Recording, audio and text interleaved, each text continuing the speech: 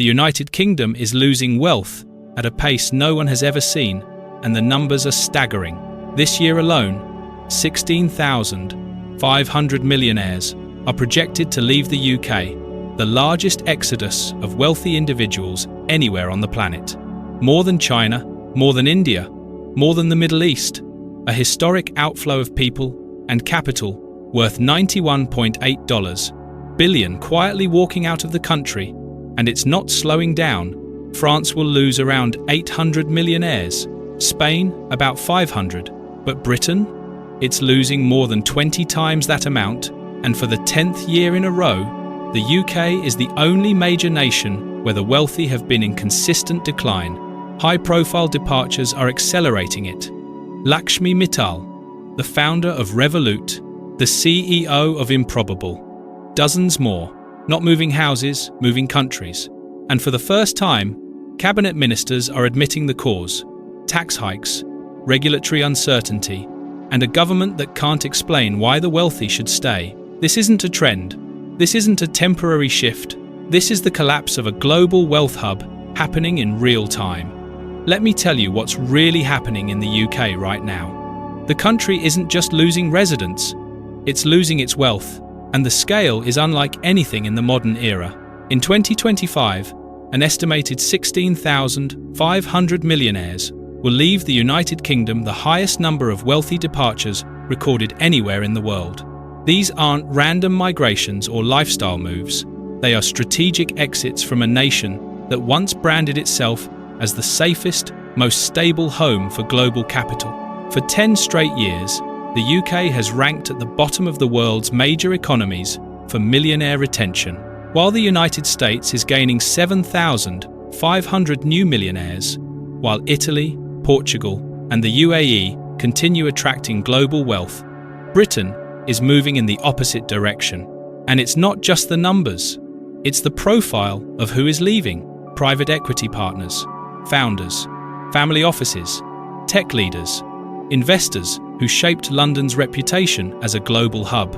Some are foreign-born, high-net-worth individuals who came during the UK's golden era and are now packing up after decades of calling London home. They're not waiting for policy clarity. They're not waiting for markets to adjust. They're acting now because the environment around them already has. These departures remove far more than people.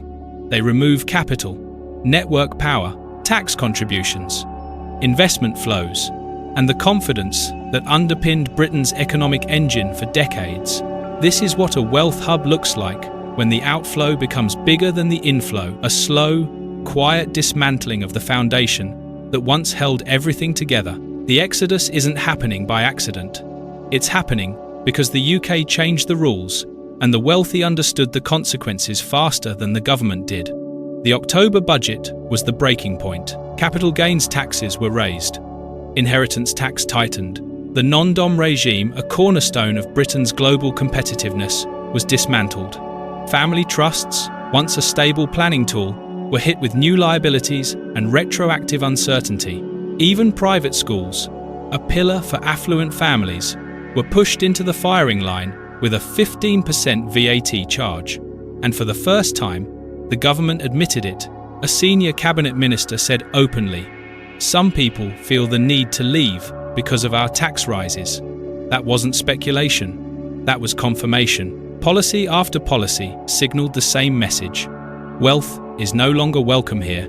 Foreign-born, high-net-worth individuals who once saw London as a financial safe haven are now reassessing everything. They came for stability, predictability, a clear tax environment, the sense that the UK rewarded enterprise, investment, and risk-taking. They're watching that foundation crack.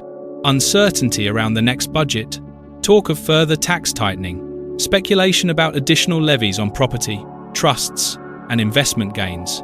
This isn't just taxation, it's erosion. Erosion of trust, erosion of clarity, erosion of Britain's reputation as a dependable home for global wealth. And once trust is gone, wealthy families don't argue with the policy, they simply leave. The numbers are one part of the story, the names are the other. And when the names start leaving, the psychology of an entire market shifts. Lakshmi Mittal, one of the wealthiest industrialists in Europe, left the UK after 3 decades. The founder of Revolut, Nik Storonsky, exited next. Herman Narula, the CEO of Improbable, followed.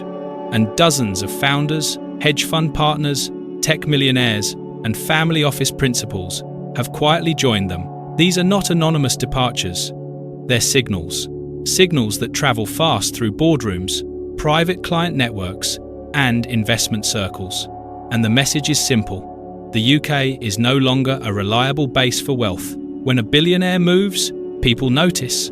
When several leave in succession, people act. And when the ecosystem that made London a global capital market begins to thin out, the confidence that once held it together starts to fracture. The damage isn't only financial, it's reputational. These figures helped define London's status as a global wealth hub, a city where capital, talent, and ambition collided.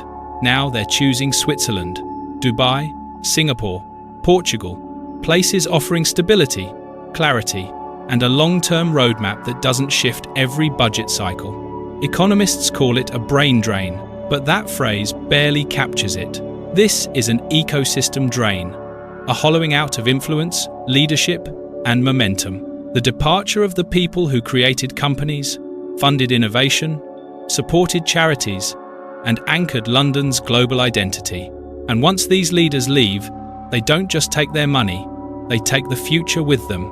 The most dangerous part of the UK exodus isn't the people leaving, it's the money leaving with them. According to global wealth tracking reports, Britain is on track to lose $91.8 billion in private wealth this year, one of the largest capital outflows in the world.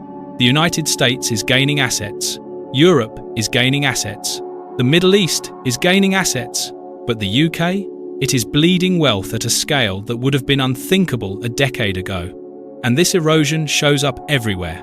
The FTSE 100 has risen just 1% over the last 10 years. During the same period, the S&P 500 surged 183%. Investors see the comparison. They know where capital compounds and where it doesn't. London's once powerful markets are losing listings too. 88 companies delisted from the London Stock Exchange last year, many choosing New York, Amsterdam, or even Paris instead. Not because they love Europe, but because London no longer offers the liquidity, valuations, or growth they need. The city that once attracted global IPOs is now watching them leave. And the pattern is consistent. When wealthy individuals exit, wealth follows. When wealth exits, businesses follow. When businesses exit, jobs, funding, innovation, and influence drain out with them. Capital isn't emotional. It doesn't stay out of loyalty. It goes where it feels safe. And right now, global capital is telling the same story as global millionaires. The UK is no longer the place to grow. It's the place to leave. Brexit was supposed to be the reset, the moment Britain reinvented itself, a chance to unleash regulation, attract investment, and prove it could outcompete Europe on its own terms. But it didn't happen. The promised Singapore on Thames never arrived. The sweeping deregulation that global investors expected never materialized. And instead of becoming more flexible, Britain became more uncertain, a market where financial rules shift, political leadership rotates, and long-term planning becomes almost impossible. For wealthy families, that uncertainty is a deal-breaker. Major clearing functions moved to the EU. Global banks quietly shifted staff and capital to Paris, Amsterdam, Dublin, and Frankfurt. Tech founders, who once saw the UK as a launchpad, now see a country struggling with instability, slower growth, and vanishing competitive edge. The data shows the consequences clearly. For an entire decade, the UK has been the worst performing country in the world's top wealth markets. Every other major economy saw its millionaire population grow. Britain watched its decline. Investors noticed. Entrepreneurs noticed. Family offices noticed. They came to London for opportunity and stayed because it worked. Now the calculation has flipped. Why build in a place where returns are lower, where markets lag, where policies change overnight, where success is punished instead of rewarded? Brexit didn't create a new era of freedom. It created an era of doubt, and doubt is the enemy of capital. Once it settles in, wealth doesn't negotiate. It moves. The wealth exodus didn't begin with a single policy. It began with a shockwave, a rapid series of tax decisions that convinced the wealthy their future in Britain was no longer secure. The biggest rupture came when the government abolished the non-dom regime. A system that had anchored global wealth in London for decades vanished overnight. For international founders, investors, and high-net-worth families, it wasn't just a tax change. It was a message. The rules can be rewritten at any time. Then came the second blow. Family trusts, long used for stability, inheritance planning, and cross-border structure, faced new scrutiny, new limits, and retroactive uncertainty. Advisors called it unprecedented. Clients called it unpredictable. Next came the VAT shock. Private school fees slapped with a 15% VAT charge, a direct hit to affluent households with children in the independent system. It didn't matter that the tax was framed as fairness. What mattered was the signal. The government was willing to reach deeper into the pockets of families who carried much of the tax burden already. Layer by layer, the pressure grew. Rising capital gains, tighter inheritance rules, speculation of further property taxes in upcoming budgets, an atmosphere where no allowance felt guaranteed and no relief felt safe. For wealthy families, these weren't policies, they were warning signs, indicators that the UK was shifting from a wealth hub to a wealth target. And when the tax environment becomes hostile, the wealthy don't wait for the next policy, they leave before it arrives. There is a difference between losing money and losing the people who create it. And right now, the United Kingdom is losing both. The ONS now confirms that 257,000 Britons left the UK in a single year, a number that overshot earlier forecasts by more than 180,000.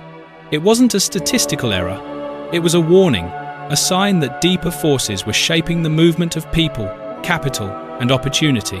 Across the last 3 years, revised figures show 344,000 UK citizens relocating abroad, a wave large enough to reshape the country's demographic, economic, and entrepreneurial landscape. At the same time, Europe is gaining ground. Italy added 3,600 millionaires. Portugal added 1,400. Spain, Switzerland, and the UAE continue pulling in global wealth, global talent, and global investment. What the UK is experiencing is no longer just a wealth exodus. It's a talent exodus, a quiet movement of founders, engineers, investors, and professionals, the very people who fuel innovation, venture growth, and long-term competitiveness. This double drain hits harder than any tax rise, because once both wealth and talent leave, the spillover spreads everywhere. Lower investment, weaker productivity, fewer startups launched, fewer scale-ups funded, less capital circulating through the markets that once made London the beating heart of Europe's financial ecosystem. It's not just money leaving the country, it's momentum. The warning signs are everywhere. Tax uncertainty, capital outflows, falling competitiveness, and a government struggling to explain why the wealthy should stay and why the talented should build their future here. But collapses don't always happen with noise. Sometimes they happen quietly, gradually, in plain sight. This isn't about taxes, it's about confidence. And once the wealthy lose confidence, the collapse is already in motion. The warning signs are everywhere. Tax uncertainty, capital outflows, falling competitiveness, and a government struggling to explain why the wealthy should stay and why the talented should build their future here. But collapses don't always happen with noise. Sometimes they happen quietly, gradually, in plain sight. This isn't about taxes, it's about confidence. And once the wealthy lose confidence, the collapse is already in motion. And when momentum goes, recovery becomes slower, harder, and far less certain. The United Kingdom once marketed itself as the home of global wealth, a place where capital felt safe, where policy felt stable, and where success was rewarded. That era is ending. Wexit is not a momentary reaction. It is a structural shift, a long, steady extraction of money, people, and confidence. And as wealth leaves, business follows. As business leaves, jobs follow. And as jobs disappear, the economic foundation that held this country together begins to thin. This isn't about millionaire numbers on a spreadsheet. It's about the erosion of a system one built on trust, clarity, and predictability.